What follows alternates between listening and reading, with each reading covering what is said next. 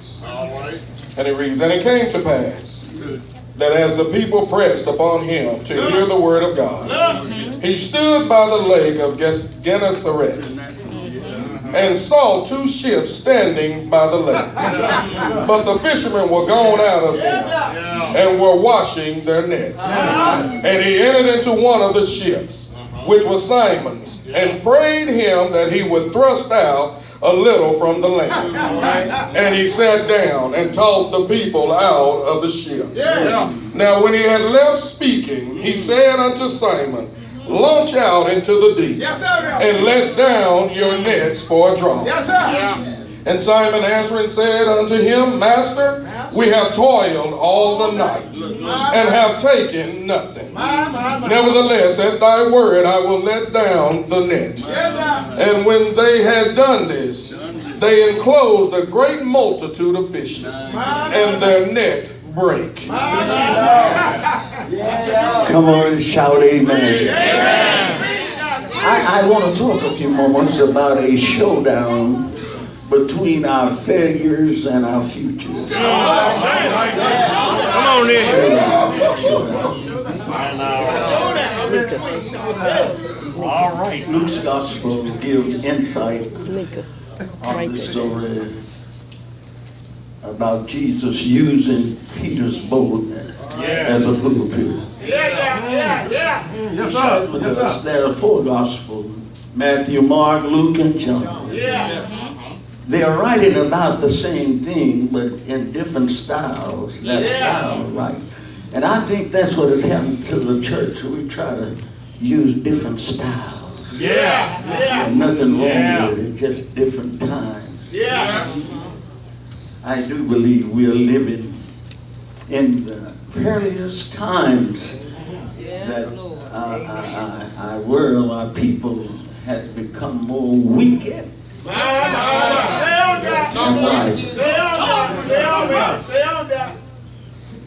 Getting to the point, I was talking to a friend of mine the other day, and he was telling me about his ups and downs. I said, well, brother, problems are the unavoidable part of life. Our trials and our troubles are not to make us bitter, but better. Thank God for his deliverance. Come on. When I read about Moses, I don't want to get away from the site. I'll tell you, when I like to stay on the site. I don't want to start. I don't want to lay the foundation on Pleasant Run and start building up on Camp Winter. So I'm gonna try to stay on there. If I leave the site, say come back to the site. It'd be like that preacher once was preaching. Preachers are like this, you know. He said, I'm bringing it on home now. He was up in this. The deacon said, come on, Reverend. He went way up. Oh, then. It's like flying a plane, the nose different. When he got almost to the ground, he went back up. And he said, wait a minute. He said, bring it on home, Reverend. I told you. He said, I'll tell you what, we'll go to sleep when you run out of gas. So I don't want to stay up until I run out of gas. When I land, I want to have some gas. That's what I'm saying. So if I leave, but I think of Moses. It takes God a long time to raise up a Moses and a Martin Luther King. They just don't pop up overnight. You have to go through the process. Life is a process. And Pastor Gerald, I think if the king's daughter had not went down to the Nile River to take a bath, come on now. we would not have had a Moses. There you go. Come on. God used simple stuff Yes, sir. to get his message over. Something simple as a bath. This was her duty every day. She'd go down and take a bath. In the Nile River. That particular evening, she was there bathing and she heard a whoop of a baby. Thank God for our deliverer. The story here deals with us of the life of Jesus. Yes, sir. How many know who Jesus is? Yes, sir. Now John the Baptist was a voice crying in the wilderness, saying, prepare ye the way of the Lord, make straight his path. Yes. Now I think the wilderness is crying for a voice. We don't have nobody that will stand up and tell people that wrong pays, but right pays better. And I tell people everywhere I go, if you aren't willing to reap it, don't sow it. Because you will reap what you sow. How many believe that you'll do that? That'll never change. That'll never change. But in the story we have before us, and I'm not going to be brief, no matter how long it takes. We have this story about Jesus using Peter's boat. Now that was 2 boats. Yes, it was. Freeze this in your mind. Look at the boat. Yeah. He came to the lake of Gennesaret. This was a familiar area. He came there and he saw 2 ships. 2 ships standing there. Yeah. Right, that's all. He saw 2 ships standing there at the lake. Now, ships look out of place sitting on the dock. Yeah. See, ships was made to sail the bosom of the sea. Yeah. And when you see a Christian sitting out, you were made to go teach, preach, and reach to the least, the lost, and the last. We have too many idle folk claim to be Christian. They're just sitting there. Yes, sir. I wonder why did he select Peter's boat? Why did he do it? He stayed in the arena of the familiar. Yes. He knew Peter. Yeah, he knew. And he used his boat, and here he is telling them, a carpenter telling a fisherman where to find fish. That's right. These men were fishermen by trade. Yes, sir. Jesus came here just like a carpenter with Yes, sir. hard had a hammer and a saw. Don't tell me where to fish at. Yeah. Come on, son. And Jesus saw the attitude, you know. He looks at our attitude. Yes, See, attitude determine altitude. Yes, sir. Outlooks determine outcome. Some of us need a settled attitude. Yes, sir. Yeah, we need a settled attitude. Yeah. We have left the teaching of our grandmama. Amen. I think sometimes we need a vacation from ourselves. I said, What you say now? I said, Get out.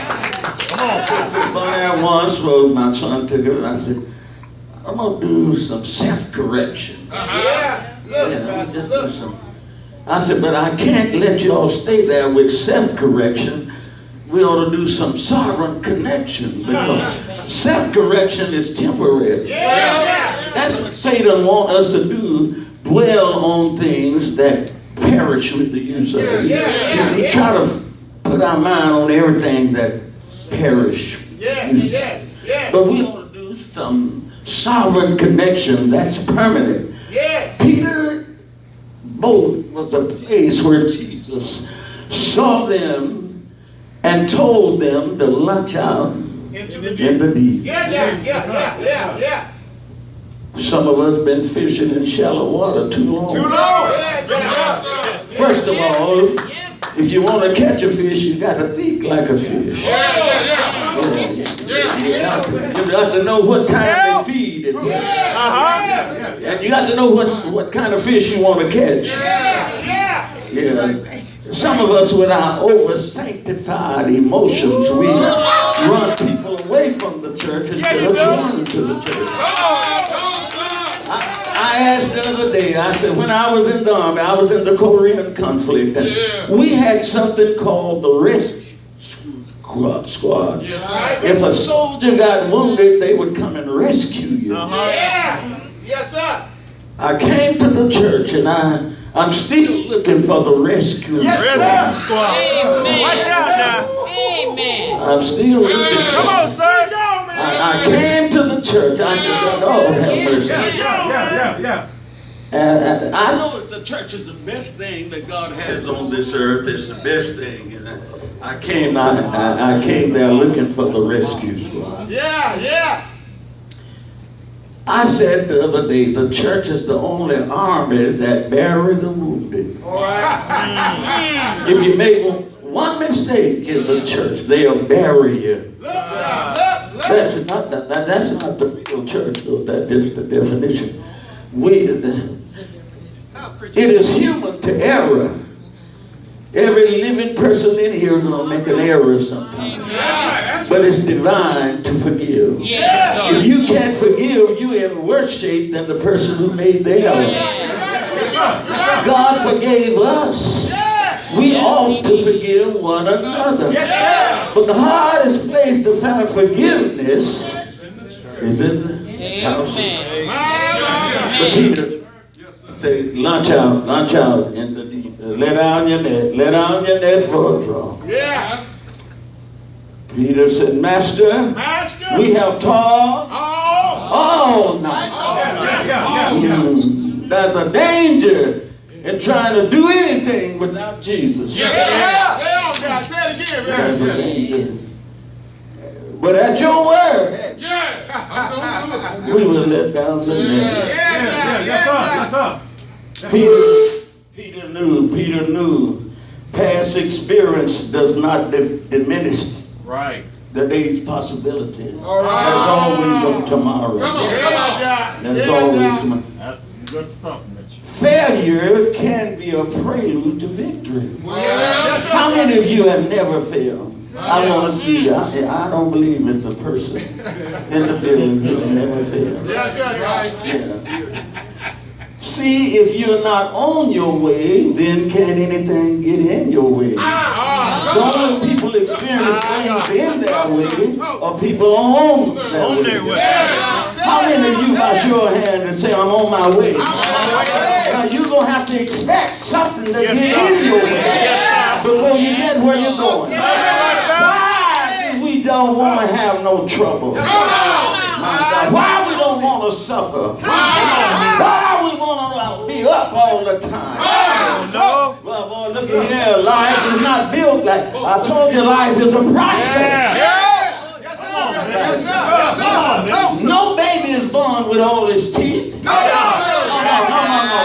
If a baby born in your house with all his teeth, you better give him the house. Something is wrong somewhere. It's a process.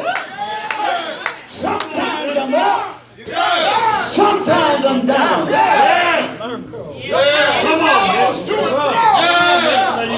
I told him about my boy, my oldest boy. He was a big devil. When he was a little boy, he'd bump his head, cut his head. And I told my wife, that's back in the 60s, I'd follow that boy, Pastor Gerald, and I'd put my hand when he got to the sharp corners, just in case he bumped his head. I put my hand there. That's what Jesus does for mercy. He knows we're going to bump our head. Wow, mercy.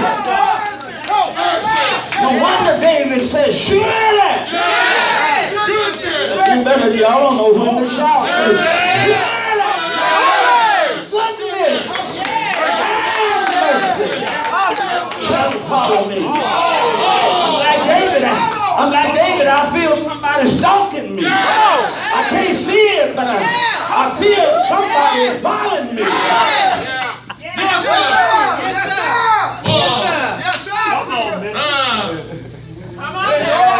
There's always tomorrow.